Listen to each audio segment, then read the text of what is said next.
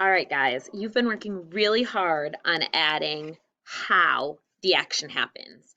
You've done ly words, you've done similes with the word like, and now we're going to start practicing with and without. Now, when we use these, sometimes we actually have two how words in our sentence. Let me show you what I mean. If my subject, I'm thinking of maybe lightning. So here's an example. The lightning flashes brightly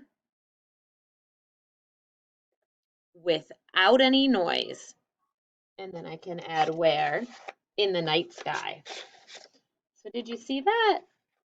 I said how the lightning shined or flashed with my adverb. I did my ly word.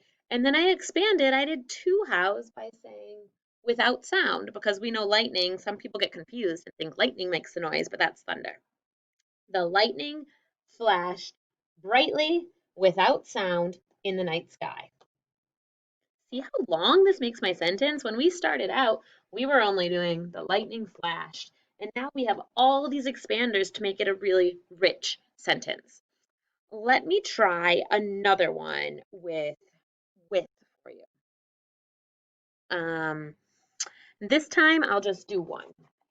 Okay, so I'm picturing in my head a girl skating at the skating rink, and maybe her name is Meg. So Meg skated, and how did she do it? With her friends. So here's a shorter sentence. Meg skated with her friends. Let's try another one. Meg skated without a helmet on. Meg skated with her brother. How did she do it? With her brother. Meg skated without any worries in the world. She just did it happily. Okay, so we can do one how, or we can always do two hows. And I want you to practice doing some with and without. On the next few slides, you'll see some pictures on the slides. And I want you to really practice speaking them, writing them out, and diagramming them with and without.